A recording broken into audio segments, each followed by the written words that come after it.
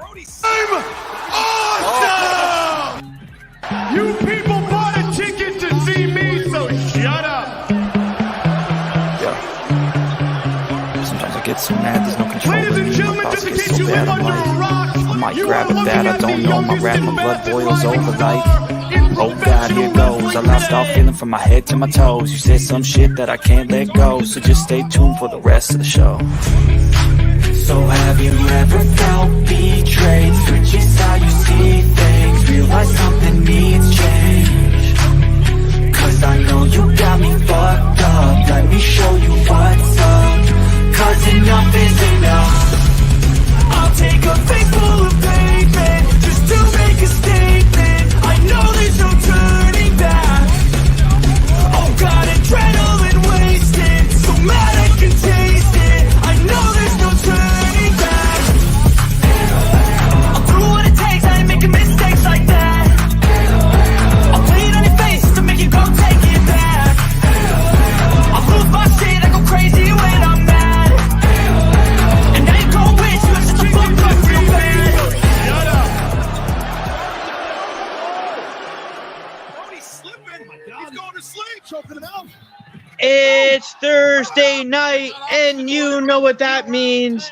It's time for another episode of the Heel of the Ring broadcast. I am Adam the DIFFMAN, being joined, as always, by the Don of the Watch Along, my main man, Kev. How you doing today, Kev? I'm doing good, man. Salute. Welcome. And we have a very special guest tonight. Ladies and gentlemen, introducing to the Heel of the Ring broadcast, welcome, Pete. Thanks for having me, guys. Thanks, man. Salute. Salute. So, what'd you guys think of AEW Dynamite this week? Yeah, Pete. You can elaborate first. Dynamite was pretty good. It had some of its odd matches here and there, but overall the Dynamite was pretty good. I would say it was pretty good. All right. I thought it was like space. It was like a roller coaster, like a space. It wasn't Space Mountain worthy, but it was a regular roller coaster from a local carnival. But we shall get right into it there, Adam. If I may do the honors here, we'll start it off with a coffin match. We had Brody King taking on Darby Allin. And wow, what a way to start the Mistake by the Lake for AEW. This match, let me go to you, Adam. When you saw this match, it started. Immediately we saw Brody King and Darby Allin go at it, and we saw blood. And I was like, we're in for a battle, a war. So give me your thoughts. Well, my first thoughts on this match was the beginning seemed a little bit rushed. It seemed like in the beginning they were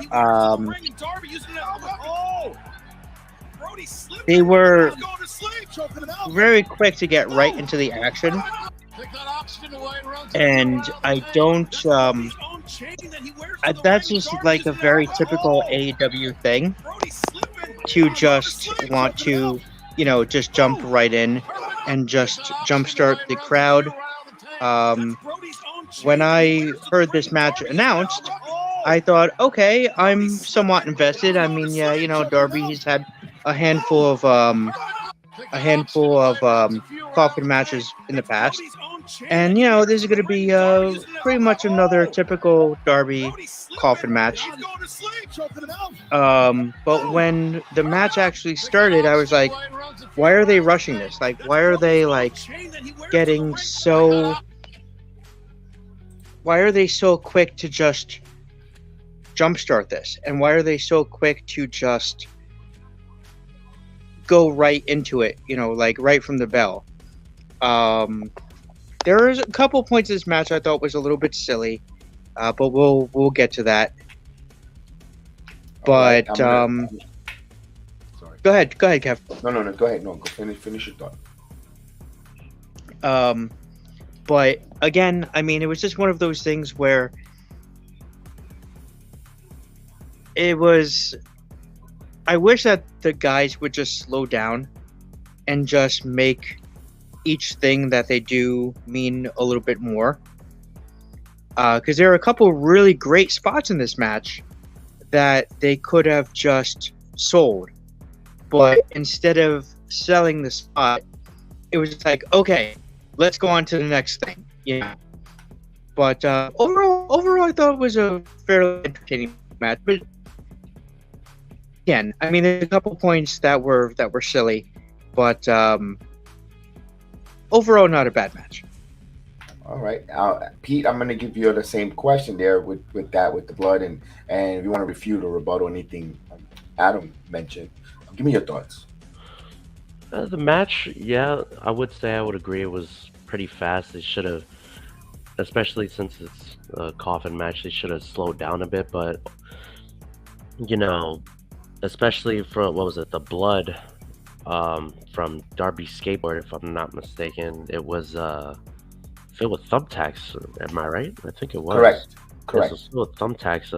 For them to immediately go into the blood, I mean, that's the problem with AEW. It's like they use too much blood in every match that we see. It's kind of getting to the point where if we watch any AEW match and there's blood, it's kind of just like, oh, yep, there's blood, and there's nothing really, anything new here. They always constantly use blood. I think when it came to this coffin match, they should have just like slowed it down with the blood, and probably would have did that whole blood angle probably around the middle to end of the match, which would have been pretty good. But the match, I gotta say, the match was good. The ending, especially with him getting, Brody getting choked out with the chain and falling immediately into the casket, and it closes on itself. It was actually good. Speaking of that, let's see that. Take a look. Hold on a second. As we play that here, and you see that there. We'll set up the ending there for the match. Boom. He slips on there, and I thought it was a great ending. Boom. One. Yeah, that was great. 3. That was a phenomenal ending there. As we see that one more time. Let's take a look at that one more time there. I didn't. Boom. That was done perfect. Any more perfect, I think it would have got messed up. I like that ending. Like you mentioned, Adam, I could have done without the antics. But I had a thought with that. The reason why they start off with these hot matches, you got the casuals at 8 o'clock, especially the folks that like to watch the Big Bang Theory reruns, not maybe wrestling fans. You put something with some action immediately, you might captivate that crossover from the 7 to 8 o'clock. People just getting home. What's on the TV? Let me scroll real quick. Prime time, and then they're giving you a hot match to start it off. They think you can captivate it. Also, prior to going on, besides the dark matches, they are recording for at least elevation of dark, or maybe some of the matches that we're going to see on Rampage. So they need the crowd to get fired up, not because it's the opening bell, but maybe they've watched some developmental or some dark matches where they're kind of like snoring or bored, and they want to give you something immediately like, oh, so get the crowd immediately jacked. So I think that's what I'm just trying to be here at the devil's advocate, or trying to look for them from another point or another side of the coin, and why maybe these matches started. Like you did say, Mike, it seemed a little rushed, especially. But I like King trying to get some splash, but ended up crashing through the tables. We had tables involved in here. We saw the lights go off. Maybe that's what you might think about. We could do without. But they were trying to tell a story, but not a well-lit story there. You saw Dark Order, not Dark Order, House of Black come out, there, with Buddy Matthews come out, Malachi. You saw Buddy opening up the coffin eventually, and Sting, the corpse that is Sting in there. He took forever to get up. I was telling Pete there in the backstage, it's like, why didn't he just beat him up? You saw he was there. Get him. So it felt weird. So I didn't. I didn't really understand that. I mean, if Sting was not in the coffin from the beginning, he could have prevented the attack on Darby. and he could have prevented Darby going to the table. So I thought that was kind of silly. I didn't really get why they had Sting in the coffin from the beginning. Because if you're in a coffin, you're not able to guard the guy that you're there to protect, and he was there to protect Darby. So I didn't really understand why. Yeah. Oh man, I was just laughing at this. I was like, why? I mean, Tony Schiavone just losing his absolute shit.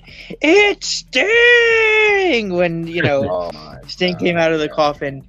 And it just seemed like the entire thing, obviously it was set up to that spot, to that reveal. But if this were like an actual shoot fight, right? Which, something that I admire WWE. Because WWE, they actually build up their matches for actual contests. Where AEW, it's more theatrical. I'm not saying that there's anything wrong with theatrics in wrestling. We all love theatrics in wrestling, going back to the 80s and 90s, right? Going back to Hogan and Warrior and everything like that. So theatrics in wrestling is a good thing. But when you have a spot like this, where you have a guy hiding in a coffin, and it's just purposely set up to reveal that he's in the coffin, it doesn't make any sense because, I mean, he could have just been there, at Darby's side. He could have just been there to prevent Darby from going to the table. When the lights went out and House of Black came out, there's no way for Sting to really know that was happening. I mean, he must have known that the lights went out in the coffin. But again, I mean, I'm looking at it as if it was a real fight. And then the ending with him getting... the other thing I didn't like about this match was the fact that he went through a table and then, like, 2 minutes later, he's getting up and he's choking at Brody. Yeah. And I felt like he could have sold that. He could have sold that a little bit better. It's just...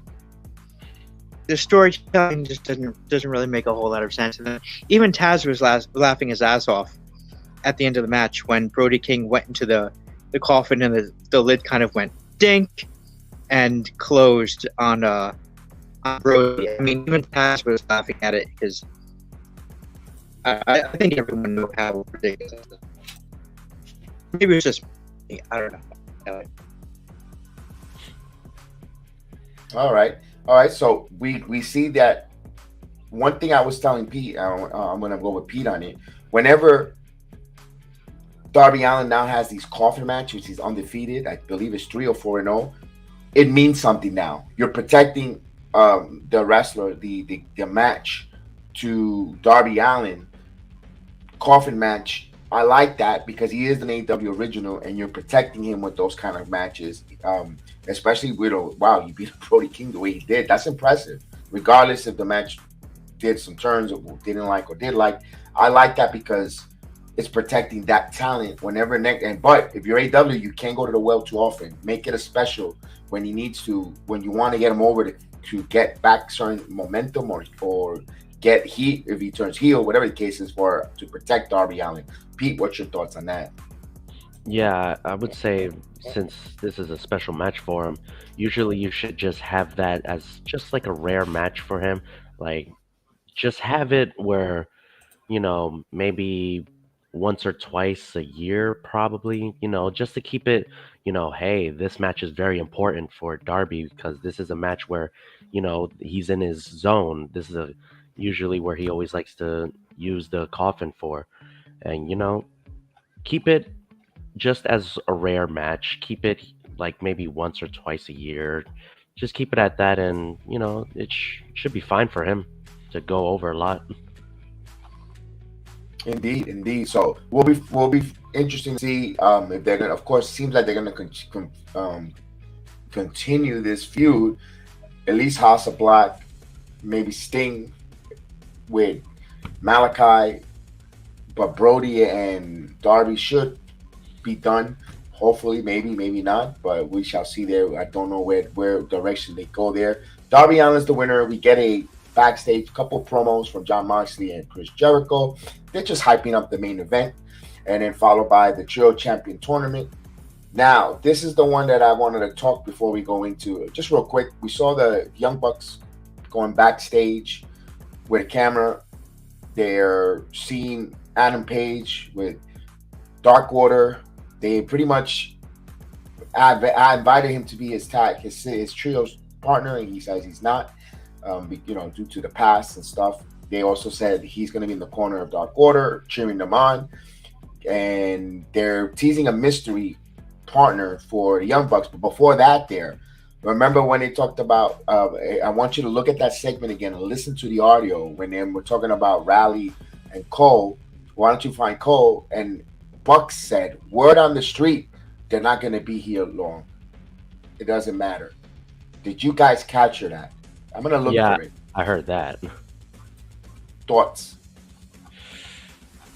I wouldn't say that he's leaving, because if I'm not mistaken, Tony did say that his contract doesn't expire till, I think, 2025, 2027, around there.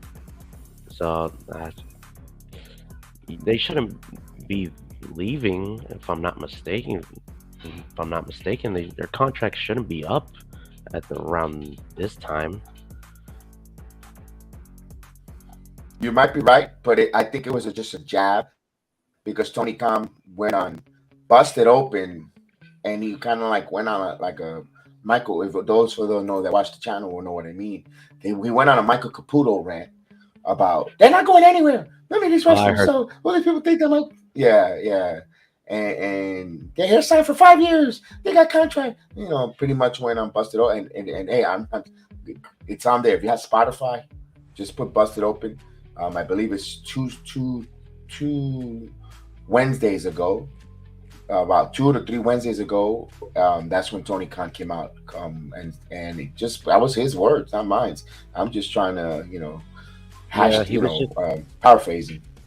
He was just getting mad because of all the AEW fans on Twitter were all saying, "Oh, does that mean Adam Cole's gonna come back and stuff?" And everybody was just trying to make dream matches now that Triple H is now running creative.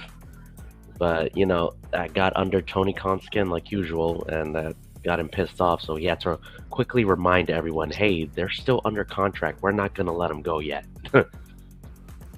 Yeah, let me ask you, and then we'll throw down real quick on this. Who is the mystery partner now that they're going for the Bucks? Kenny. It's right. Kenny. It's got to be Kenny. If it's anybody else, it's not going to be important if it's anybody else. But we know for a fact it's Kenny, because Tony Khan said a while back that the trio tournament will not start until Kenny is fully healed. And now that the trios tournament is starting, and we see that Young Bucks have a mystery partner, it's got to be Kenny. No doubt. All right. Adam? Brock Lesnar. No, I'm just kidding. It's definitely Kenny. That's an inside joke, because he's been saying Brock Lesnar when he was supposed to be the Joker in the Owen Hart tournament. Brock Lesnar to AEW confirmed. It's Kenny without a doubt. All right, we Kenny on me and die. I don't think it'll be him. I think it's going to be someone different from New Japan Wrestling. I don't know who exactly. Wait. Go ahead, Pete. Go ahead, throw it in there. You go ahead. You have free reigns. Go ahead, brother. If I wasn't mistaken, I did see the tweet from none other than Kota Ibushi. Ibushi, longtime friend of Kenny Omega. He said he was going to go to AEW and check it out, and he was going to join at least 3 shows. This could possibly either be Ibushi or Kenny now. Yeah. If it's Ibushi, though, I mean, they're not winning the tournament. Yeah. But I don't think the Bucks need it. I think just having Ibushi there to showcase and to get going in that tournament, I think works in my opinion, my humble opinion. I kind of feel like I would be a lot happier if the undisputed, whatever you want to call them now, you can't call them undisputed elite anymore. You just call them the undisputed, wins the tournament, because I feel like Adam Cole, you really haven't done a lot with him since winning the Owen Cup. So, he's a king of commentary. He's the number one contender, the number one champion of commentary on AEW Dynamite every week, almost every week, at least for a few weeks.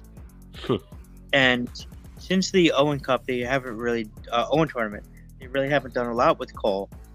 So I would actually really like to see Cole, O'Reilly, and Fish win the tournament, unless it is Kenny, and if it is Kenny, that would mean that Kenny would be coming back as a heel, because the Bucks are obviously, they're still heels because they were being very insincere in that promo with Hangman, and glaringly insincere, by the way, wink wink, in that promo. So yeah, I mean, if you didn't see, I mean, if you couldn't tell how insincere the Bucks were being during that promo, you're just completely, I don't know, blind or oblivious or whatever. So Kenny would be coming back as a heel if he is teaming up with the Bucks. So if it is Kenny, I like it to be Kenny and the Bucks.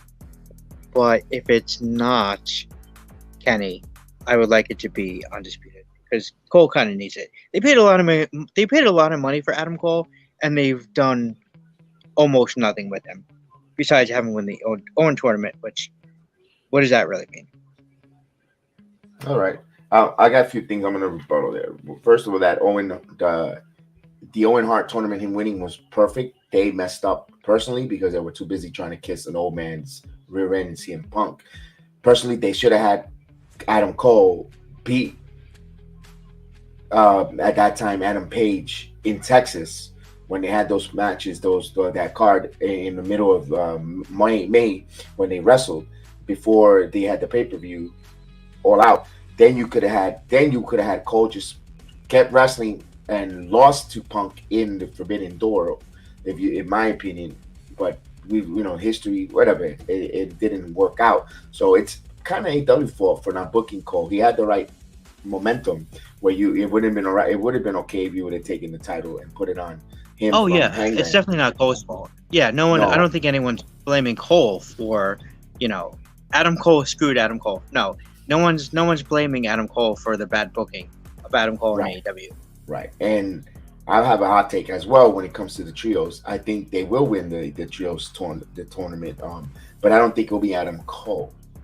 I think Adam Cole, with a late entry with an injury, but because I know this tournament starts, but I think they'll probably be the last ones to go, because there's a storyline developing in NXT where Roderick Strong and Diamond Mine are at wits. I wouldn't be surprised they throw him out of the Diamond Mine in NXT, and we see Roderick Strong join the Undisputed Elite in AEW. It makes sense because his wife is there, Maria Shafir. He's asked for his release on 2 different occasions from NXT recently, and as far as February, he's been wanting to leave the company. And I mentioned it on the program, his attitude, the way he conducts himself. He doesn't want to be in NXT. He's the oldest wrestler, and just let him go be that mystery. Let Tony Schiavone wet his pants. Is that? It is. Oh my God! And then when and then a picture of Tony Khan hugging Roderick Strong. Thank you for coming back, saving my company. You saved my company. And CM Punk will be like, "Hi, I'm still here. You said I saved your company, and then you said Claudio saved your company."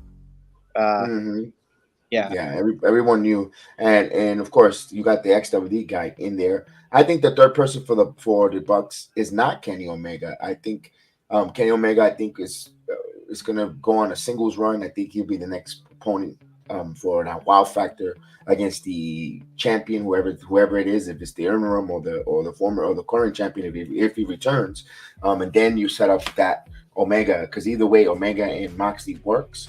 And also, if Punk were to return, if he decides to ever get healed or make an appearance, and if Moxley and they just drop the interim for Moxley and becomes Punk the champion, Omega and Punk immediately will sell. So I believe that Omega, they're not gonna bother with him in the trios. That's just my opinion, but we shall see. That's the interesting part of it, because we don't know here either which way they go. You know, sometimes they book for us a surprise, but it's like a bad surprise. So we shall see, guys. Any other statement or anything before we move on to the next second match of the card? No, I'm good. All right. Well, of course, this is a story that we're going to be talking about weeks to come, especially when the tournament comes out. So I'm pretty sure we haven't had our last thoughts, or we could be completely wrong. We could Raj Giri this and completely have it all wrong. We'll move on with that. We have tonight. One thing I can tell about Dynamite, we had a little bit of everything. We saw this blood match, this brawl, the coffin match to open it up. Then we have a Texas Tornado tag match, Lucha Libre style, which I love it. You have the Lucha Brothers taking on Andrade and Rush, La Facción Gobernable. And boy, talk about match of the night. You saw Andrade and Rush utilize their mask of Penta. And we saw some near falls. We saw some good tag team action from, I love it that they don't need to take it. Looks like believe it, guys. Let me ask you this real quick. This tag team Texas Tornado style looks like an every time tag team match on AEW anyway. No one holds a little rope. Everyone does whatever the hell they want. The referees don't know who's the legal man, but it looked great. Pete, what's your thought on that match? That match was I would say it was match of the night, because I do like the Lucha Libre style, and especially I'd like to go back to when they tied Penta's mask into the ropes, and then they hit what was it? They hit Phoenix with the pile driver, and then they go for the pin. He immediately took his mask off to break the pin. I was like, wow, that was crazy. It was the match. I gotta give it to them. When it comes to the Lucha Brothers, and they really do great when it comes to the tag team matches with them together. I like it. All right, Adam, tell me about that match. You saw that they broke code when it comes to luchadors, and shout out to Heel, who is a big fan of the wrestling luchador, that style of wrestling. He's one of our guys on the program, so we wanted to give him a quick shout out. Salute there. Tell me about that, breaking the code of honor, the match itself, and the near false finishes from a lot of that. Was it called the Panoramize Sunset Flip on the apron? Panama Sunrise. Ooh, on the apron there, phenomenal, man. Give me your thoughts. Give me your pound of flesh there. I wasn't really overly impressed with this match, and the reason I wasn't really overly impressed is because I've seen the Lucha Brothers wrestle so many matches that were like this before, and yeah, it was a very fast-paced match. It was very exciting. I was very excited to see Andrade and Rush as a tag team once again for the first time in a very long time since Los Ingobernables version 1, long before Los Ingobernables de Japón, LIJ, as they're known as. So it was cool to see them together again, but at the same time, it was just one of those things where that's right, they're managed by Joey Styles. I forgot that. Shout out Joey Styles, the new manager of Rush and no, it's not Joey Styles. I'm sorry. Oh my god. So I guess he's still mad at Jim Ross for taking his spot. Anyway, speaking of Jim Ross, by the way, did you notice that Jim Ross was on the entirety of the show? That it wasn't just the last hour? Yeah. Yeah. So the Shut Up JR count was only 2 this week. But anyway, back to the match. So the I felt like it just had too many dives. I felt like it was just too many of like the same spots over and over. It was one of those things again where it just felt very rushed, and they didn't really make each spot mean something. It did have a couple very cool spots. I do agree that the mask being tied up in the ropes was very cool, and then having to unmask. Then you see, I think he said it to Roosh. You see, what's his name? Penta say to Roosh, toss me out. And then Penta gets tossed over the top rope. You obviously you hear him say to Roosh something like toss me out or something, throw me over the top. But I didn't understand.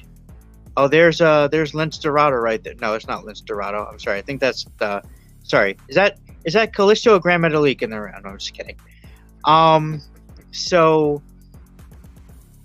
one thing I didn't understand about the match is why couldn't Penta just come back in the ring without the mask to break up the final pin?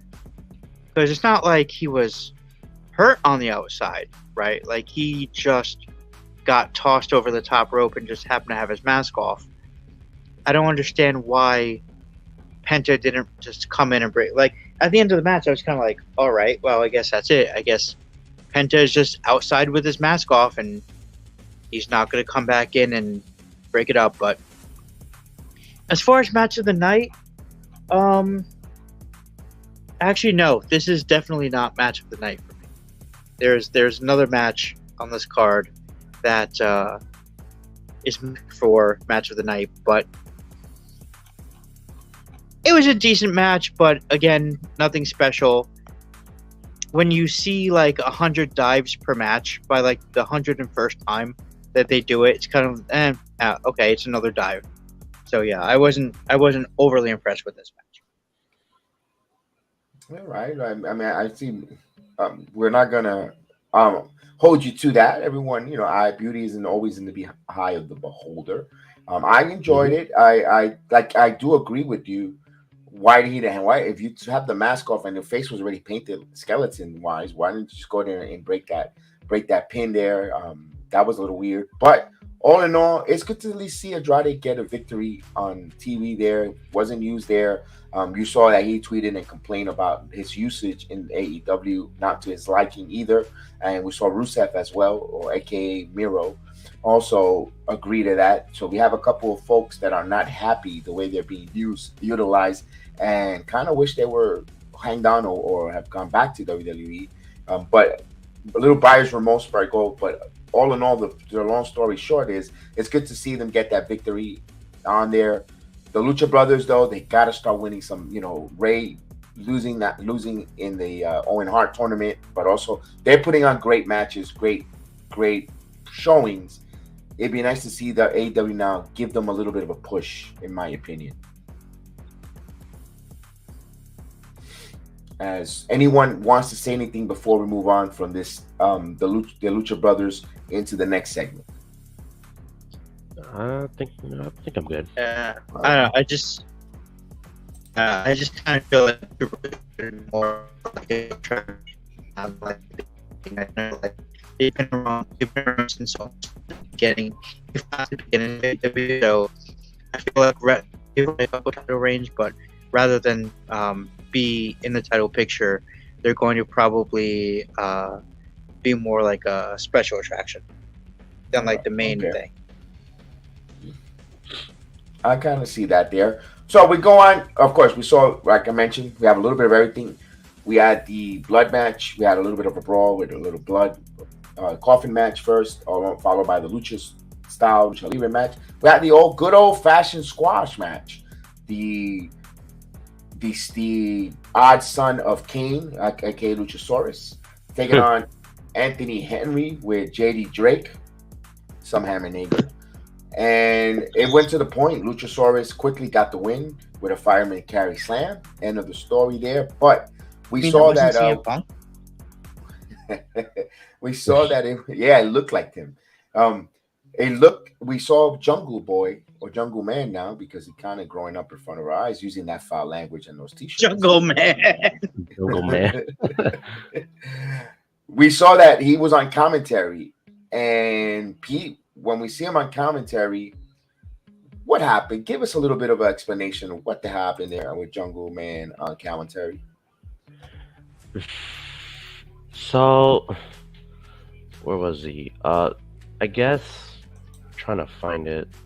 Yeah, he decided that he just didn't. What was it? Cage shows up and apply to, give Luchasaurus some props, which was kind of weird because it's kind of still showing, hey, where is Luchasaurus really with still? Is he still with Jungle Boy or with Cage? And Jungle Boy just decided to go run backstage and try to attack Christian, but then unfortunately security was there and Christian unfortunately got away.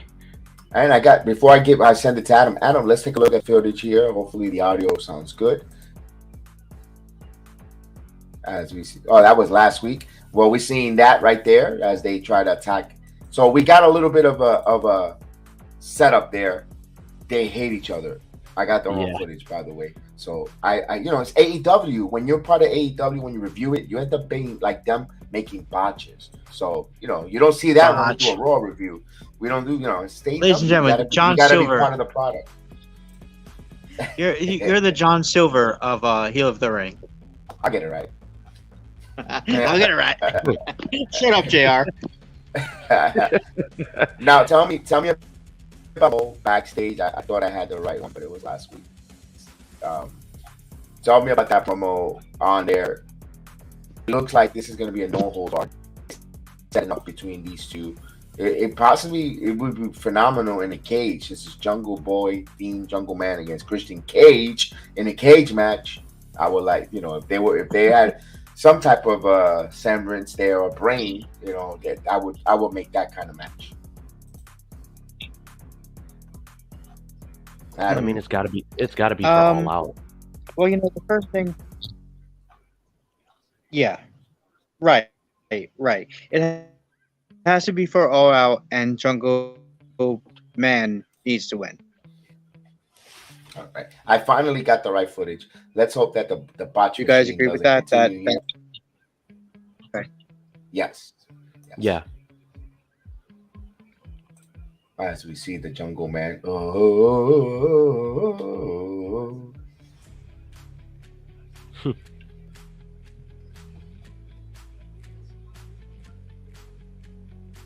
And there he goes. He goes ballistic. Yeah. Go after him. He's wearing his heel black turtleneck in this hot weather. Whoa. Oh, Superman. I'll get you, my pretty. I love when Jungle Boy went like full Superman. Here comes Luchasaurus. It goes security guard number 1. He needs that one. That's for leaving WWE, you prick. That's a critical hit. All right. So he got. Can you say that he got head bunted down like a redheaded stepchild? Oh. Yeah. The first thing I noticed about this segment was that Christian was wearing his black heel turtleneck. He's got a black heel turtleneck. This is how we know he's a heel. Every single week that he's been a heel, since he turned heel, he's had that stupid turtleneck, and it's just such an important. I love this angle. I love what they're doing with Christian, and I especially love that he has like a very distinct heel look, which is his heel black turtleneck. But do you mind if I go ahead and give my thoughts on the segment, Kev? Go ahead, sure, go for it. All right. I really enjoyed this segment. Again, now that MJF is off TV and has been off TV, I think that this Christian angle is probably the best going. However, I feel to win this feud, and if Christian ends up winning this feud, I'm going to be very, very upset, to say the least. I might actually consider being done with AEW at that point. Not because I'm that much of a Jungle Boy mark, but because it would kind of show me that Tony Khan really doesn't have like the future of his. There he is, the hugger. He's taking on Bailey's. Now that Bailey is a heel, he's taking on Bailey's old gimmick of being a hugger. But do you guys agree? Well, I want to hear your thoughts on the segment too. But do you guys agree that Jungle Boy needs to win this feud? Go ahead, Pete. Your thoughts first. Yeah, I believe he does need to win this feud, because if you have him off on TV from an injury, and then you just have him constantly going after Jungle Boy's family, it's got to be from returning from injury. Now he has to win it. He really has to win it. And I know they're probably going to do it at All Out. It's most likely going to be at All Out. Jungle Boy, and storyline wise, he has to win it. Yeah, I think Christian Cage is that constant professional that could get a talent over as Jungle Boy. I think he's gonna get him over, do the right thing. He knows. Christian, even though he joked about it and used it as a promo, he's there for money. He's there. He knows the reason why he's in AEW is to make money. You don't give the type of credibility that he has. He could help bring a talent over, put over, prepare for the tomorrow.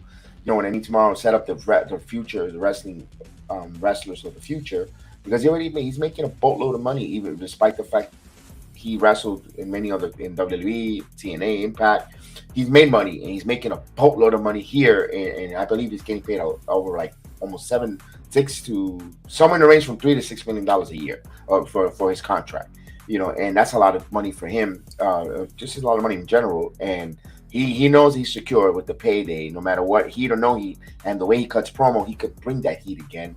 So I think he will do the right thing. I think he'll have Jungle Boy bring him over, and elevate Jungle Boy now it's up to Jungle Boy to take that ball and roll with it. And I think the right booking will be done there by hook or crook, even by mistake. I think they'll get it right, in my opinion. There. I thought that segment is showing up. We want to see Jungle Boy get his hands on Cage again. I am, Khan. I know you listen to everything because you can't take criticism. And dude, make that in a steel cage. Christian Cage versus the Jungle Boy. That you could, you also want to keep Luchasaurus out. If you want to, there's so many possibilities there. Call me because I think Michael Hickenbottom is going to use me as a creative writer on his show, because I got some ideas for NXT, and hey, my service is available there. I'm going to be, I'll work with the Raw Dog could beg for a job in wrestling, so can I.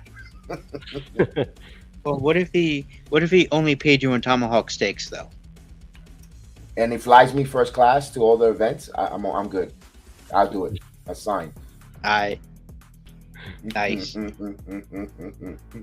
So we shall see there. Next was of course, I told you they had a little bit of everything. To me, this was AEW's version of the 24/7 segment. We had, and of course, they're wasting with a hell of a talent. To me, one of my favorite AEW wrestlers that keeps me invested to watch night in, night out, or week in, week out, because they only do it once a week, is my main man Ricky Starks, taking on the NXT ripoffs, wannabes, the Factory, with Aaron, not Solo, Sokoa, and Aaron Solo, in a match there that was like, couldn't care less. Also the fake Tony D'Angelo. Saw Two Dimes. You see Two Dimes there in the background. Let me put that picture up. Formerly known as Troy Donovan, Two Dimes there, was now called Kohler, whatever the hell, Coca-Cola, whatever the hell his name you want to be. But let me. One of them looks like a wannabe Joey Ryan. Yeah. Cole Kohler gets ejected from ringside immediately. Interference. Aaron goes for a trouble in paradise kick and Ricky avoids it and hits him with a. I love the spear though that Ricky hits there. I'm gonna say it. Yeah, I am a Ricky Stark Marks. I hate to say it. I'm gonna admit it, and I'm just a big fan. And before I throw it around, let's take a quick look, a little bit of that match there, just for a quick 40 seconds of it. And you see there Ricky Starks with that offense on Solo. Aaron, let's call him Aaron better because there's only one name is Sokoa. And man, it wasn't long though. At least. See that spinning DDT. And it's Ricky Stark. Yeah, the with a nice only thing I was really interested, Ricky Stark kind of made this match for me. I wasn't really interested in this solo dude. I didn't even know his name, but yeah, I mean Ricky Stark. Here it is. Ooh. Boom. Ooh. And of course we don't get the 3 there. We'll get back. Minor bucks. No, I didn't record the whole thing there. I just wanted to use some of that there. But all in all, that was a real good finish. I couldn't care less of the crap show that happened afterwards, where we see everyone come out from the factory. Nick Caramato, who wants to be the fake Tony D'Angelo. There's only one Don, and that's the Don of NXT. That's Tony D'Angelo. Right. So you're going to be sleeping with the fish pretty soon, capiche? Pete, give me your thoughts on this match. Well, it's nothing really to say. I mean, it's just any regular squash match. I mean, the only thing that they had going for them story-wise was that they were former tag team partners at a different show. But match was, I really can't give it a rating because it was just any other squash match. So, nah. Yep. Right to you, Adam.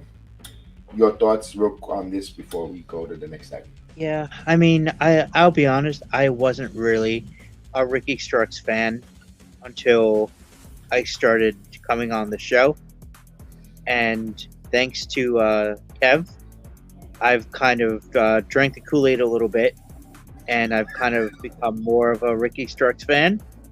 So thanks, Don of the Watch Along, for I guess making me. I don't know. I mean, I see something in Ricky Starks.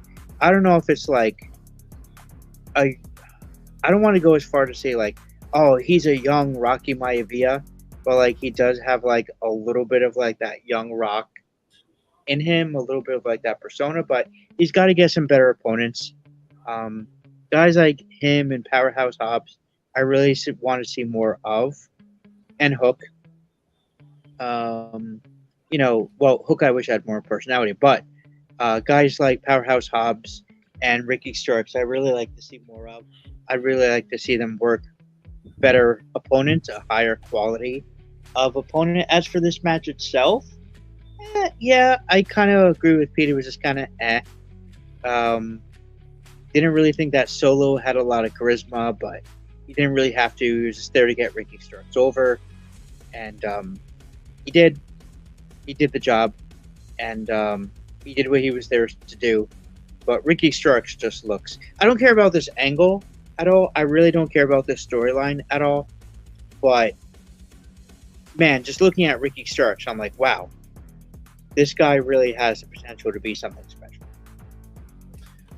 I got a hot take real quick on that when it comes to Ricky Starks. Before that, though, the feud with Powerhouse is still there because you saw Powerhouse breaking a TV backstage. Before that, he told the factory, they kind of, it was a weird promo, like interjecting or something. Like it was kind of a comedy with the storyline there.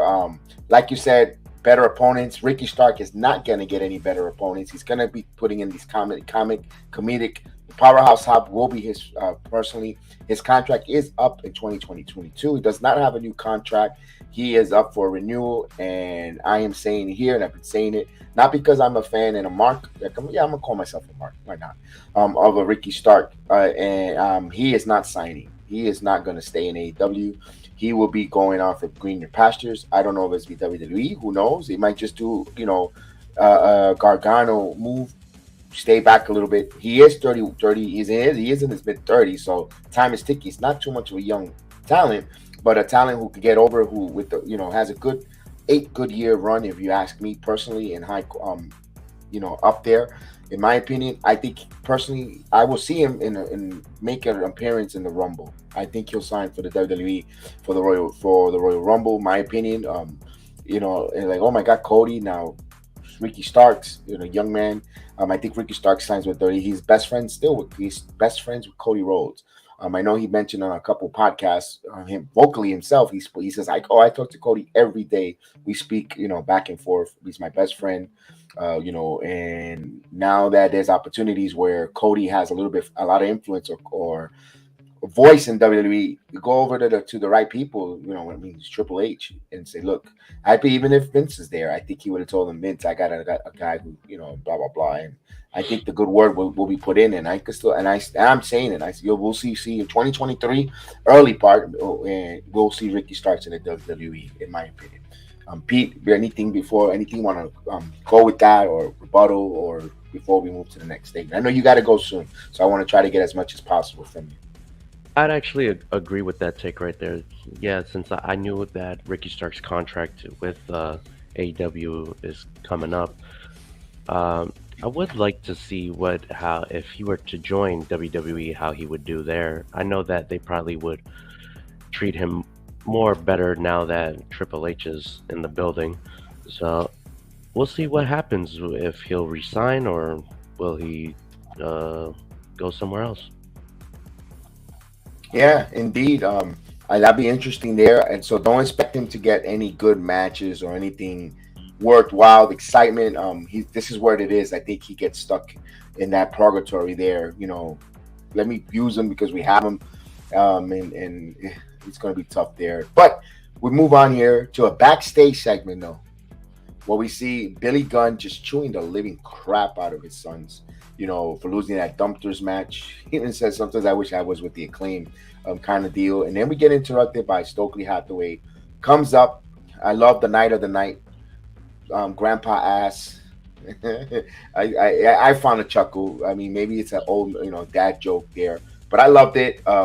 He lets his children know that they have a match on Rampage. They're gonna have a match, the Guns on Rampage here, and out of nowhere, Danhausen reveals himself in the match. Him and Eric Redbeard.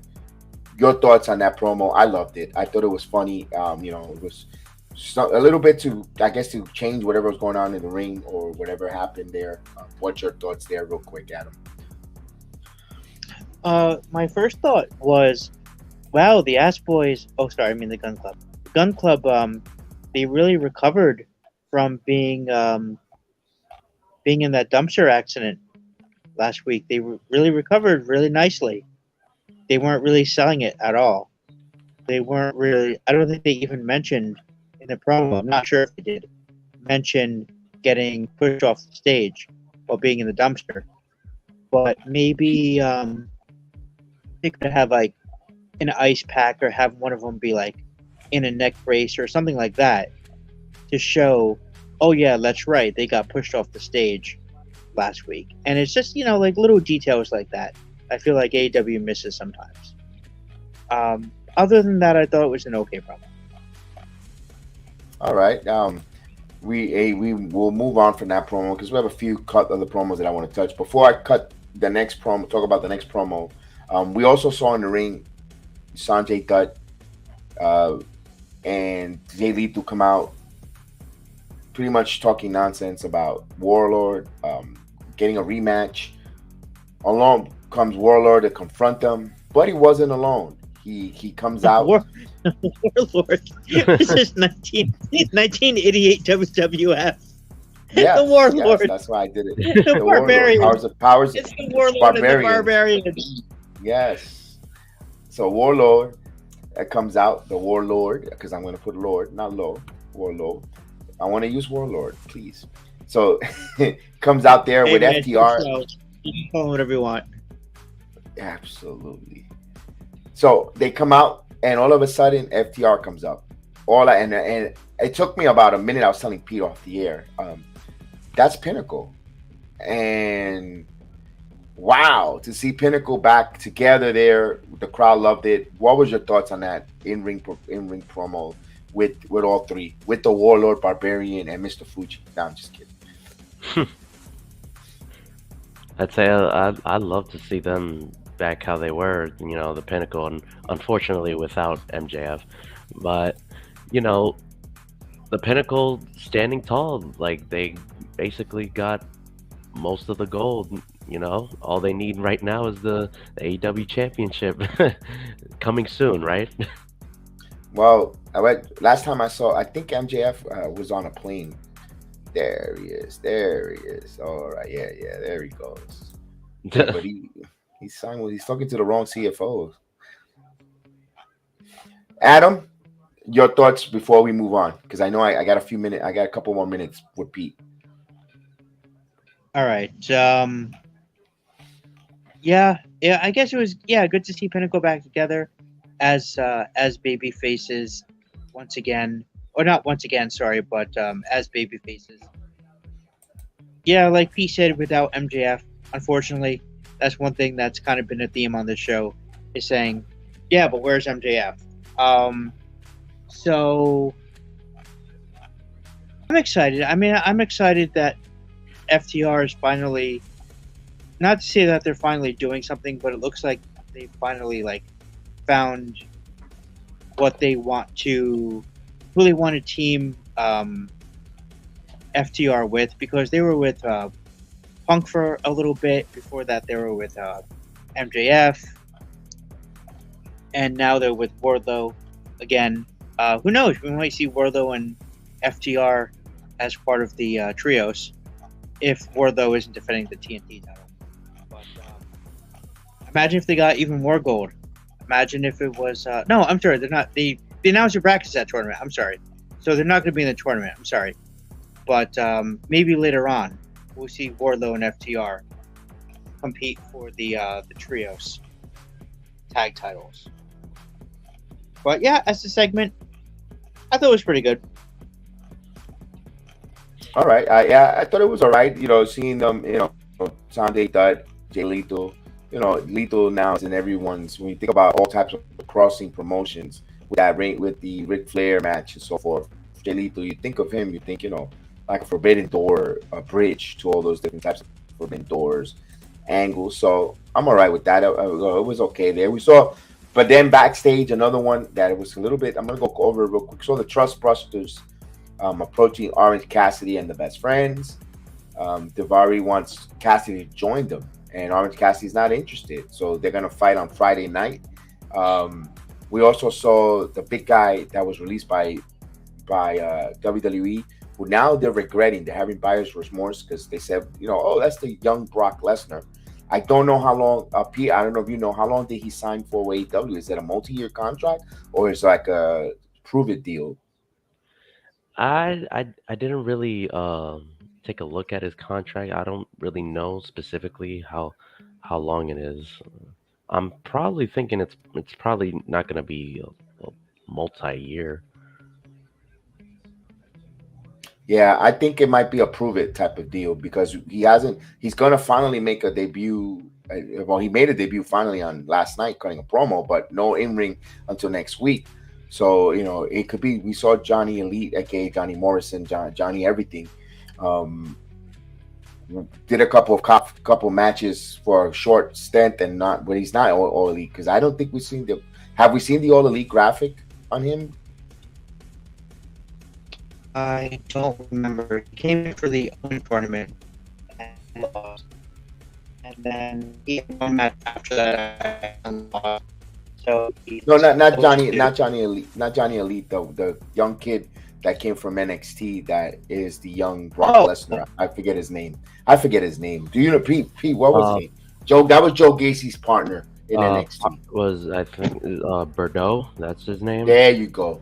Thank you so much. See, that's why when you surround yourself with knowledgeable wrestling fans that like myself, we may not know everything, but you rely on it. That's what makes it. That's what makes me a good trio. Us a good trio here. We should join the tournament. It's Parker Bordeaux. Yeah, that's his name. Yeah, so that'd be interesting to see because that's a wrestler that they wish they had back. He's a big, larger than life. I was puzzled. He was supposed to be on the main roster as part of Judgment Day.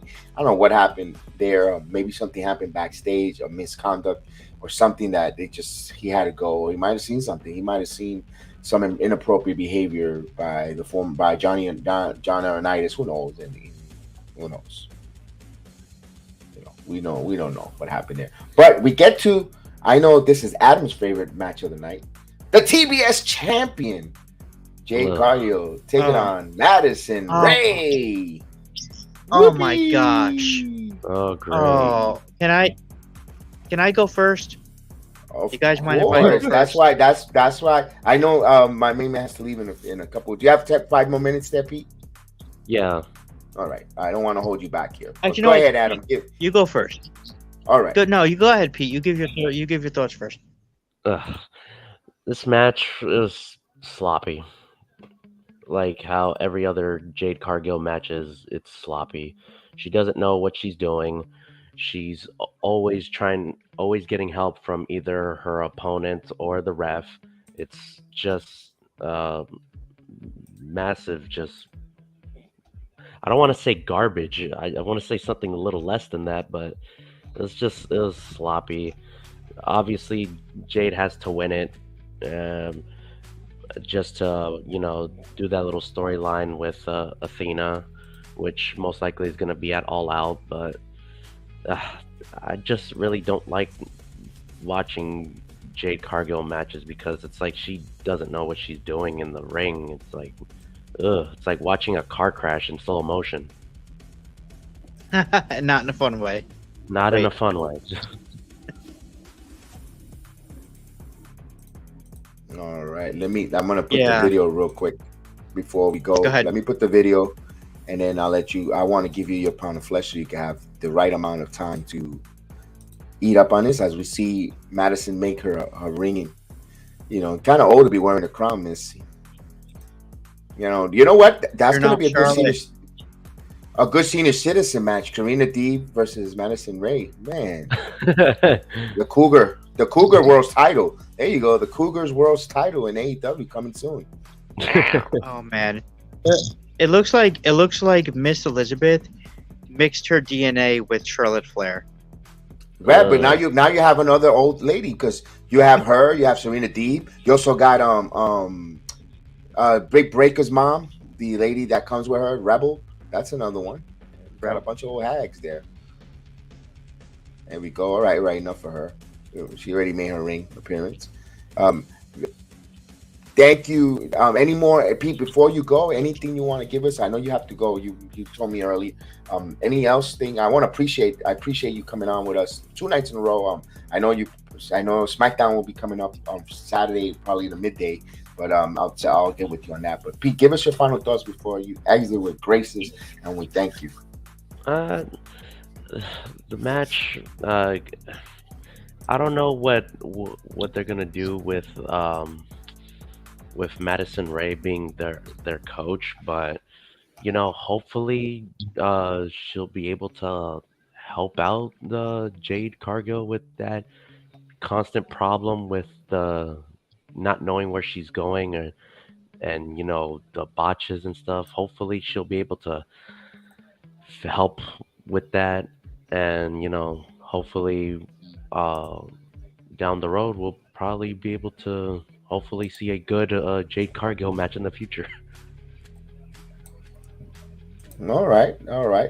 Hopefully we'll see that there. But that is Pete, who joins us from now, and it's going to be part whenever he has the opportunity. Always welcome to join us as a panelist, and we appreciate you again, Pete, my good friend. If we don't see you on the SmackDown review. I'll definitely see you Tuesday on Heatwave. Feed is a Yeah, fellow definitely. Adam, just to let you know. He's a fellow NXT alum that we go together and we see each other. We met through the NXT crowd. And I'm Pete, a quick insight. Coming soon in the near future or in the future, Adam will be part of the Central Florida family, and we'll probably see him in NXT once in a while. Cool. That'll be great. Yeah, man, I'm gonna be a Winter Park guy. All right, guys. Thanks for having me. Looking at Winter Thank Park. you, Pete. All right, take it easy. All right. All right, so that's Pete, man. A big hand for Pete. We appreciate him, part of the program. And of course, he exits with a lot of grace, and we're thankful for meeting him. And we also have Terrence, who will join us as well. So Terrence is another staple here on the NXT that joins me, and on the WWE side. So it'll be great there. Let's get right into this. My God, I give you my thoughts with the match of the ladies. You know me, you could say pretty much I'm a champion for the women's wrestling. I say it week after week there for not just WWE. I even give AEW its props that I think they should have a. Personally, I always said, you have Battle of the Belts. Why not make a separate event on a Saturday? You try Saturday first, although I know why they won't do it on Saturday because of ratings. But I digress. An all ladies summit, a women's tournament. You could, if you don't want to, you can't. Obviously, you cannot steal the queen of the ring. God belongs to WWE. But the bad bitch or the bad bitch, something, I don't know, along the line, I don't know. Just giving here and have a women's tournament first, a breakout women's tournament type. You got a lot of good ladies there. You got Jamie Hayter, you got Ruby Soho, you got Bunny, you got Velvet Sky, you got Red Velvet, you've got Kira Hogan. There's a lot. There's substance there to build an all women's event. Even if you want to do a tournament and that night a gauntlet. Give me 2 hours of the ladies matches. Some of them don't have to be long. Adam, they don't have to be long drawn matches. You can make short matches, but get the ladies. Let them just no guys around for now. All ladies out. I know they're like, well, that's not their audience. Well, you got to grow. Maybe if you do try to reach out and extend your tentacles, you might get a female-based audience. And besides, some of their ladies, Adam, and it's not to be sexist, and it's not a sexist. Some of the ladies are beautiful too. They have all the beautiful-looking ladies that could wrestle there. You telling me you see an Anna Jay there? She's sometimes, but she's easy on the eye. Anna Jay. They got Britt Baker.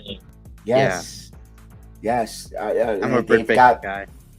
Yeah, no, I know. You know that. Tony Storm, Thunder Rosa. Even for heel, they got Nia. They got he likes her. So there's so many different. Yeah, it works. But all in all, but back to the match. The match, Jay Cargill. I know that you're this phenomenal what they're doing with 30-0. They're emphasizing your streak.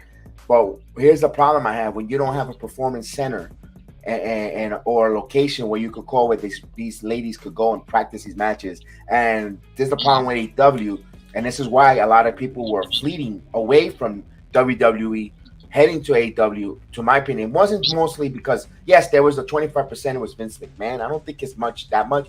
But when you're gonna get paid boatload of millions of dollars, and you were ex-WWE guys who knows how to perform, and you only have to work once or twice a week, and you don't have to do house shows, you don't have to travel, you don't have to do all the PR nonsense, and they let you wrestle in indies to go cross promote and go to and make your own money yourself or on the weekends, kind of have like a side gig. That's why a lot of wrestlers jump that route because I could do that and do creative in one of these small venues. AEW sounds appealing, and when you're in the WWE, it's $1 billion company that you have to be on point. You have to be in shape, look physically great. Heck, there was some of these wrestlers that they couldn't even get their hair cuts a certain way because they were ruining their marketing image. So there's in WWE, and you got to work. And Cody said it on a podcast. WWE, you got to work. It's a 7-day-a-week job. You're constantly working, and some people don't have that drive to want to do that. So I see the difference there. I wish they would have pushed that on Jay Cargill. And I don't know if you knew, Adam, and I'll let you go because I've been going on for like almost 2 minutes. Jade Cargill was offered a contract by WWE, but to be in the NXT development. They seen a lot. They see great stardom, but they wanted to help her develop and get her along the road. But she preferred going to AEW, which I don't blame her. And it's starting, but the warts are showing, Adam. What's your thoughts? I went too long. You know, I mean, the first thing I thought was when I saw Maddie Rain come out, I thought, oh, shoot, they got Madison Rain. That's cool. I mean, I liked her in TNA. She was part of a great stable there. The Beautiful People. Back in the day, for all of those old school mid-2000s, early 2010s TNA fans, you remember the Beautiful People? Yes. And when she first came out, I thought, oh, wow, okay, that's cool. They got Maddie. I like Maddie. I've always been a fan of Maddie, and I'm excited to see her in AEW. Then her opponent comes out, and it says right in the graphic that this is her AEW debut. This is her first match ever on AEW Dynamite. And who is she facing? In a company where supposedly wins and losses matter. She's facing the champion in her first match. In a company where Tony Khan, I'm sorry, but that stupid idiot says wins and losses matter. And her very first match, she's facing the champion. Why? Why? I thought, okay, it's got to be a non-title match. It has to be non-title. But nope. There's Bryce Remsburg. I think it was Bryce Remsburg was the referee. It was. Yeah. Holding the TBS title over his head. I'm like, this is for the TBS title. This is for the I'm literally, I don't know if I'm slapping my head right now. This is for the TBS title. Why is her first match on Dynamite for the TBS title in a company where wins and losses matter? It doesn't make sense. And the thing was, here's the thing that I had. I'm confused.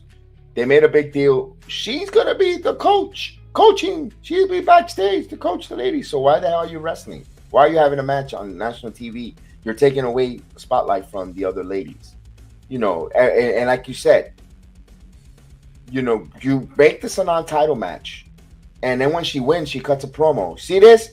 This is how I'm going to teach you ladies in the back how to beat, you know, and you could even kind of, I'm going to peel the curtain here and show you that she's nothing but an intimidating factor. So come on, ladies. You know, you could even steal it from the former president. I'm going to make AEW's women's wrestling great again. You know, something along those lines, Adam. I think that would have been more of a, oh, wow, oh, business is about to pick up. They got a women's coach here. And you could even tease, you know, some of these young ladies on Dark Elevation or another way that she's, you know, cut a promo that she's working their asses off in the sweat, in the heat. They're running, even if it's fake for a moment, even if they spray bottle them, that they're jumping jacks and doing suicides and doing all types of exercises, you know, similar. And that would have been like, oh, snap. Things are changing in AEW with the women's coach. Then I think she would have made a big impact, in my opinion.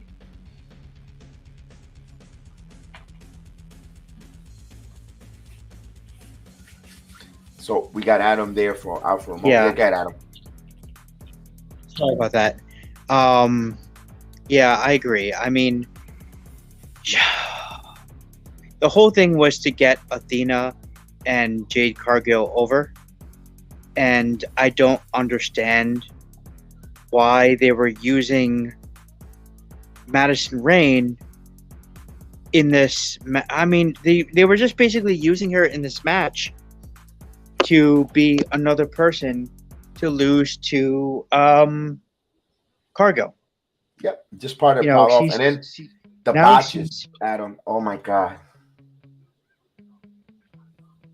Oh yeah. Oh, all over the place. Left, right. Oh yeah.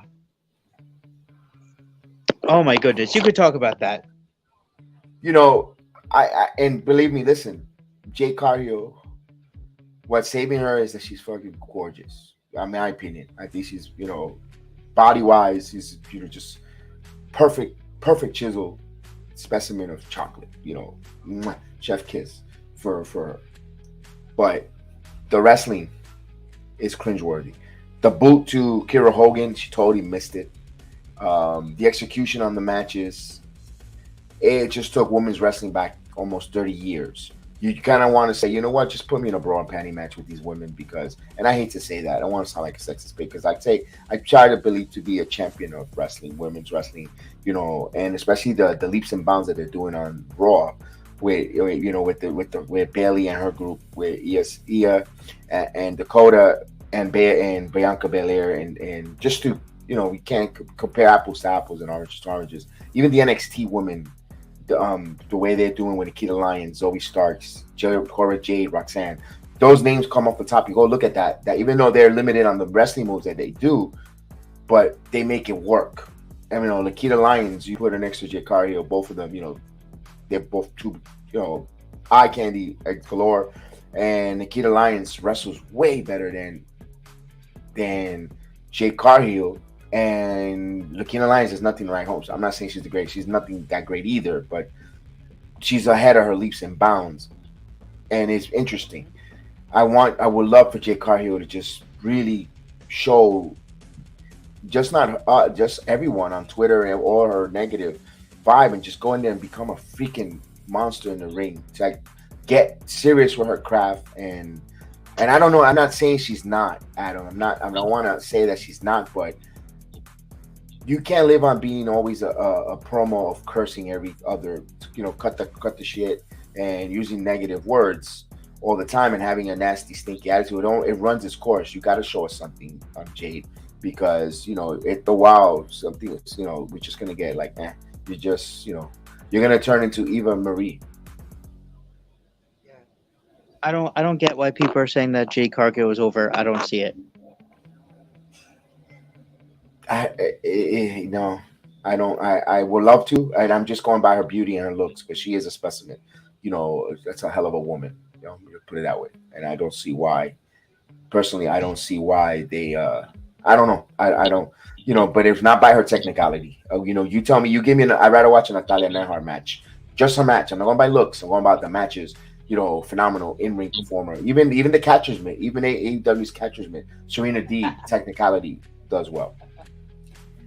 Hey, at least you're finally doing something with Athena though, because last week or 2 weeks ago we were complaining about that. We were saying they have Athena and they're not doing anything with her.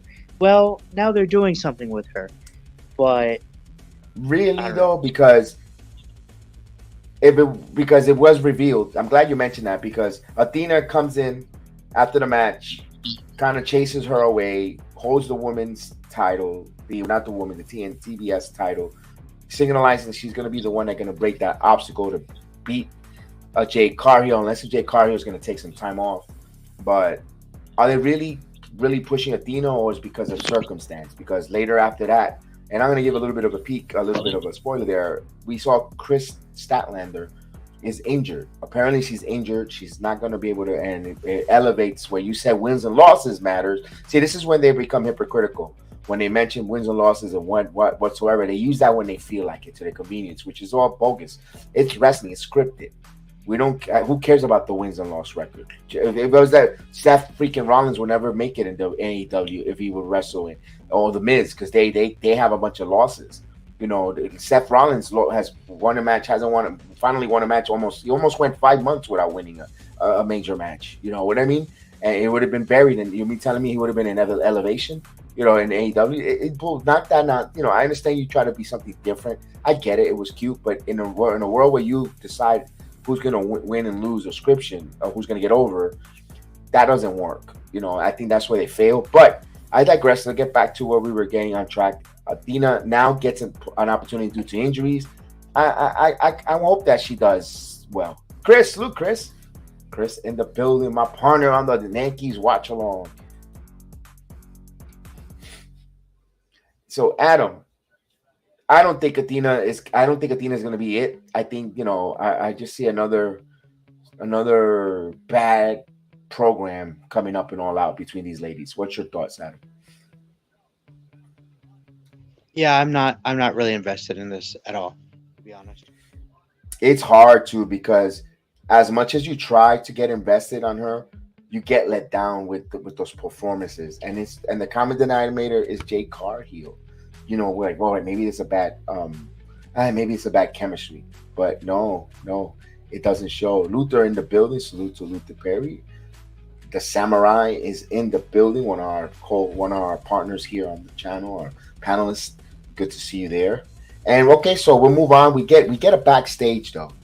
Backstage, where we see Thunderstorm, Toni Storm, and Thunder Rosa, making it clear that she'll be eventually champion. So they're setting up that she's the number one contender. And since Statlander drops out here, setting up that they're gonna. I think they're gonna stay friends. I think we're gonna get a good match between them. I won't be surprised if Toni Storm finally gets the women's title, Adam. I would really like that, because it really seems like they've been building towards that. They gave Toni Storm a couple of big wins, a couple weeks in a row on Dynamite. One of them was over Britt Baker, DMD, if I remember correctly. So the fact that she got a win over her, she's got a couple of other victories now under her belt on Dynamite. I would really like to see Toni Storm as the AEW Women's Champion, more than Athena, actually. But Athena is a former WWE personnel, so I did really like her as who was she? Ember Moon. Mm-hmm. I really enjoyed her as Ember Moon. I really thought that Ember Moon really got a bad deal in WWE. But that's the problem. Again, it's just too many people now.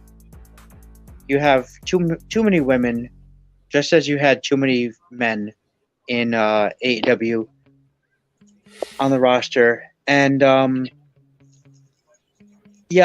definitely would not mind if Toni Storm at least got a title shot, but I think that they're building towards Athena being the person to knock off. No, I'm sorry. I keep forgetting that there's two titles.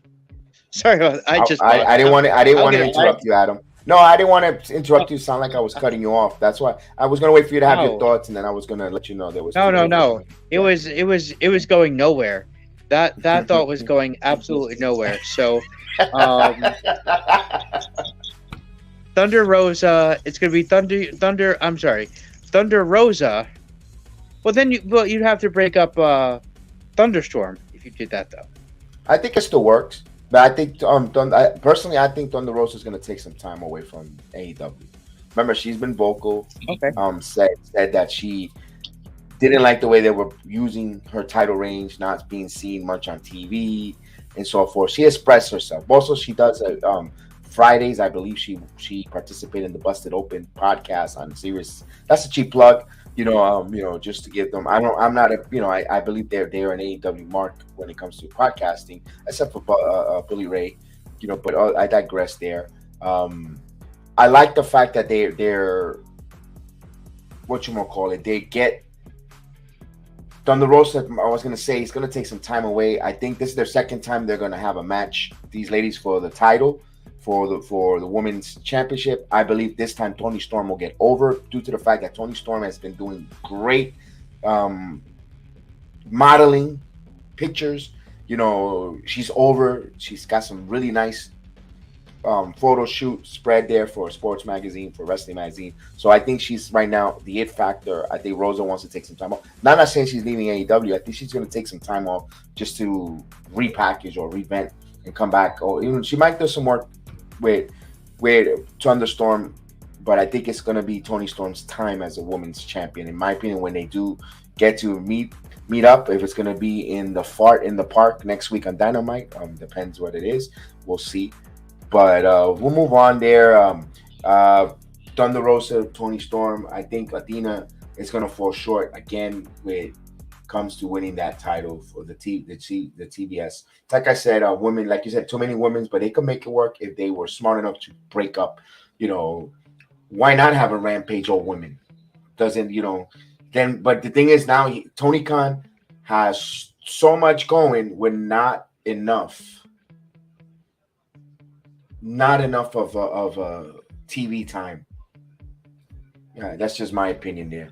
Yeah, absolutely. I think they need to give ROH an hour and move some of the talent that they're not doing much with on TV to the ROH show, and maybe make ROH the third show.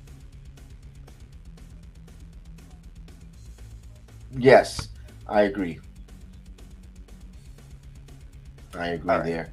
I agree there with that. So we finally get to the main event. The main event kicking off here. It's going to be for, I guess, the interim champion. We got Moxley taking on Chris Jericho with his 20,000 personality. This week he throws the dart and he becomes the Lionheart. So now, Adam, I got a little bit of want to do a little fact check. AEW is throwing the horn. The last survivor, Stu Hart's dungeon. I thought it was Natalia. Last one I saw, Natalia is younger than Jericho. So Someone's lying. Someone's telling us a bunch of BS. And what about Tyson Kidd? Isn't Tyson's kid also taking out the dungeon? And he's younger than Chris Jericho. Yeah. So, like in the words of Jay Cargill, Tony, cut the shit. Yeah. Yeah. Now we have this match. Now, Jon Moxley, as soon as he takes off his T-shirt from the Black Blue Combat Club, he's already bleeding. As soon as he takes off his shirt, the ring announcer introduces him, and he's already full of blood. So, but another Moxley match, another blood. Slacy. Oh, Jesus Christ! But I thought the match was really all right. I like the fact that Chris Jericho ripped his earring out.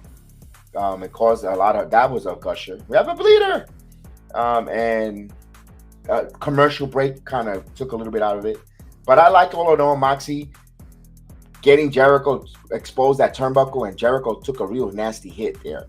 Jericho, talk about giving his blood, sweat, and tears to AEW, and his last run in wrestling. Jesus Christ. He's actually doing that. Wow. Yeah, I really enjoyed this match. For me, this was my match of the night with the earring. Your match of the night? Oh my goodness. Okay. Yeah. This is definitely not just my match of the night, but one of the better matches I've seen in AEW in a while. Wasn't crazy about the finish. Wasn't crazy about the. Well, I mean, I like that they did both the Walls of Jericho and the Lion Tamer. That was cool. And I liked the image of Jericho bleeding while he has Moxley who's bleeding because his earring was torn out, and it looked like for real. It looked like he really pulled his earring out, like for real, because his earlobe was bleeding, and it was coming directly from his earlobe too. So Mox is a crazy son of a bitch if he actually really allowed Jericho to pull his earring out for real.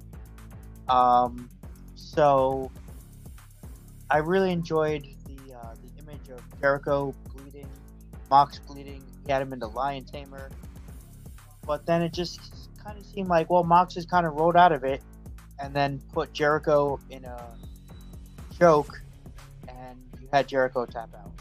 So it wasn't crazy about the finish, but it was crazy about the rest of the match. I don't like the finish either. I like the fact that you saw Jericho put that Walls of Jericho for over about almost a picture-in-picture break. I was like, whoa. You had some good there. You saw Jericho hit that code breaker, all these different DDTs. You see all these finishers, but in the match, all these false finishes where they kick out with 2 2/4, whatever the case, and then you have the finish on that kind of move. It's like, really? That was the finishes on Moxie is anticlimactic. But we get him beating Jericho. I think you're telling a story here. I didn't think Jericho at 52 years old was going to end up with the interim title there. Although it would have been interesting to see what kind of situation they would have put there. But we knew predetermined the outcome. But one thing that is getting old. Yeah, me too. I got to get going. One thing. I was getting old is the interference with everyone coming in. I'm tired of seeing Blackpool, everyone Blackpool, then Eddie Kingston, and they're like, it's like go, get your TV time. It's kind of like getting old, bro. Yes. Everything is rush. Everyone in AEW does their spots like it's the last spot they're ever going to do on TV in their life. Yeah, I mean, I understand you're telling something, but you're not hyping me up because we've seen it already. There's nothing hype. I don't get excited when I want to see everyone come out there and start brawling. It doesn't. It doesn't. It looks forced. It don't look great no more. It's like again. That's what it's starting to look like. With it. In the beginning, it was like, oh, cool. Exactly. Again. It looks good, and I was like, oh, again. But to a surprise, we get a returning CM Punk returns. He comes out to his stupid music. He comes out, stands in the ring with Moxie.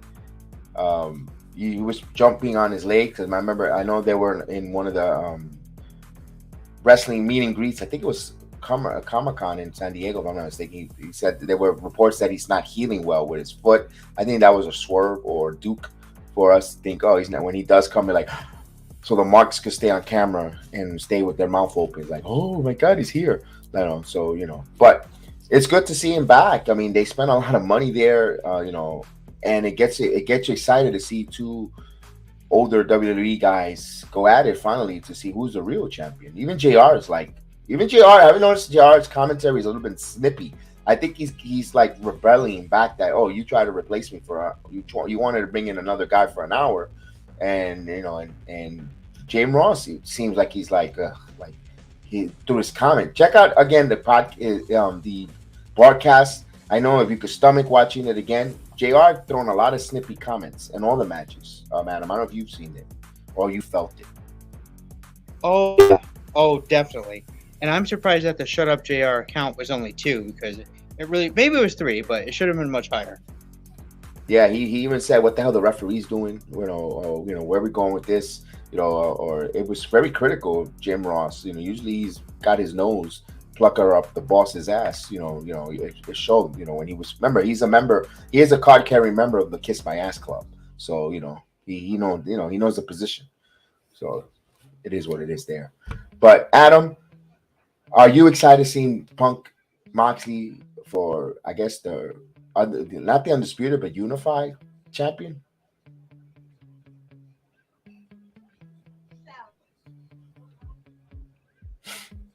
Yeah. I mean, I would rather it was Jericho and Punk, but what I'm really looking forward to seeing.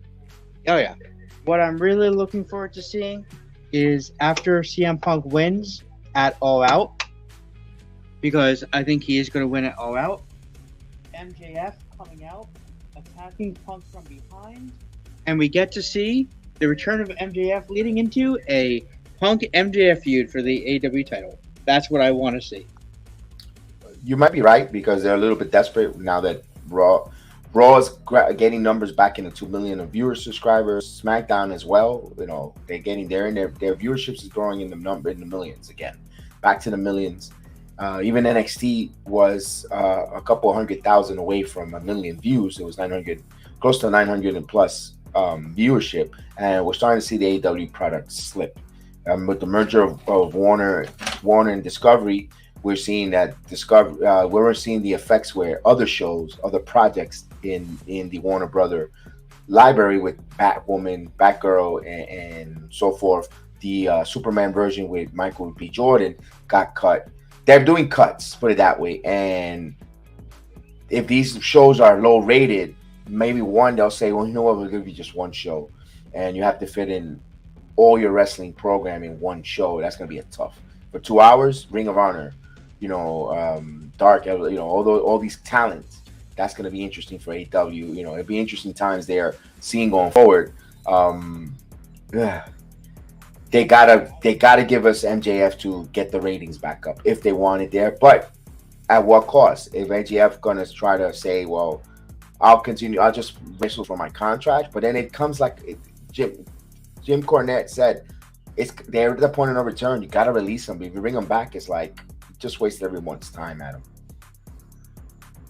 Yeah, absolutely. And it looks right now like what Warner is trying to do is they want to make their networks the NBA. They want to make it NBA playoffs network.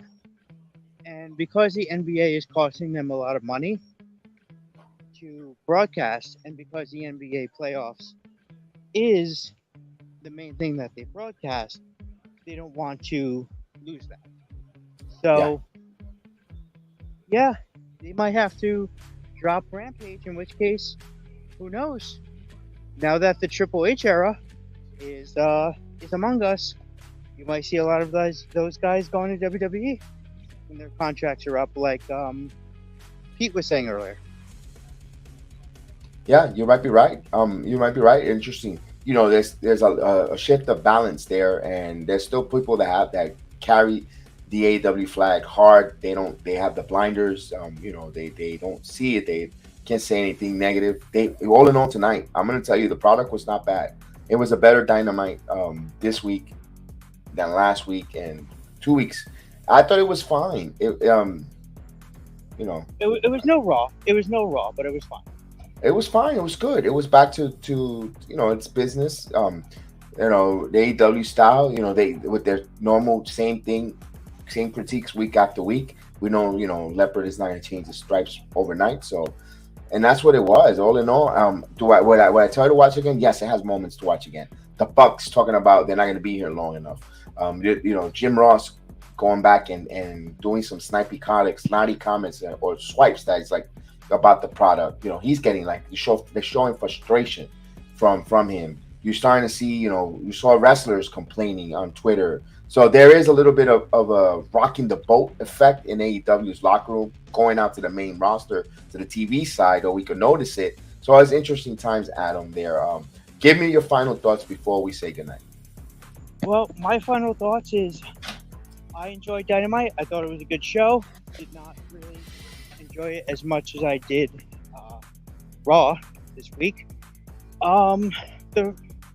The product is in a good place. I think they're in a good place. They're going in a good direction, but they have a lot of talent, and they just have to find a better way to utilize all of their talent with the time that they have, and maybe even with less time than what they have now. So, I like to see them break 1 million. They did not break 1 million this week. They only did 998,000.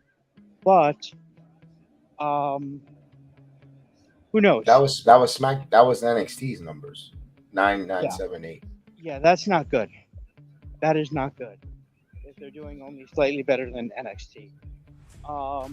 So yeah, I looking forward to All Out. I'm actually invested in CM Punk versus Moxley. I'm actually somewhat invested in this feud. However, even though I'm invested in the feud, I really want to see MJF. Yeah, we all do, but I don't think it's gonna. I don't know. I don't think it's gonna happen. We could leave that. We could have a discussion with that for hours on that. But I know you have to go. I've got to get going. I'll just go over the real quick. You got House of Black taking on the Dark Order. That's the first match of the trios. In that same bracket, you have the Trustbusters taking on the Best Friends. On the other side of the bracket, you're gonna have Death Triangle. You're gonna have Will Ospreay and Aussie Open, which I'm surprised they're in that tournament. Which I yes, please. I want to see more of that. And you got Andrade, Herido, Dragon Lee, and Rush. They're gonna be their trio against Young Bucks and the Mystery. So that's the All Out. That the finals will be an All Out, and that's the trio tournament we'll be seeing starting next week. This is the AEW Dynamite Report. I want to thank everyone to join us. Pete, for joining us, for being here. Thank you for joining us and being part of the program, hopefully on a regular basis with us. Adam the DIFFMAN, always the host, and always a pleasure to always look forward to talk AEW with him as he steps out for a moment. And of course, we got from Samurai the Heel to MK to Terrence, now part of the NXT world universe with us. It's good to have him as well with us, and as well as Chris, who, kids are back to school, but Chris will be joining us. We saw him on the NXT as well, and others. So we're going to get more and more folks growing. It's a growing product. We're going to keep growing, getting greater, getting over. And of course, when you, like I say, you surround yourself with good talent, wrestling fans, from a fan, you get a good program. Are we not saying that we're perfect? No, we're not perfect. We're not also here saying that we have a wrestling site and we're all demanding perfection. We're just from a fan to a fan. We're gonna make mistakes, yes, but I hope you enjoy watching along and growing with us. Adam, give us your final thoughts before we find out how awesome this program is with the intro, and we get a fist for the pavement. I am Adam the DIFFMAN. As always, thank you, Kev, for having me on. I enjoyed being on the show as usual, and looking forward to more AEW in the future. And if you're not down with the Heel of the Ring podcast, we got just 2 words for you. Just subscribe. Indeed. Don't forget, next week, AEW Dynamite, the fart in the park. We'll see you next time. Awesome! You people bought a ticket to see me, so shut up! Sometimes I get so mad, there's no control. Ladies and gentlemen, just in case you live under a rock, I might grab a bat, I don't know, my rap, my blood boils over like, oh God, here goes. I lost all feeling from my head to my toes. You said some shit that I can't let go, so just stay tuned for the rest of the show. So have you ever felt betrayed? Switches how you see things, realize something needs change. Cause I know you got me fucked up, let me show you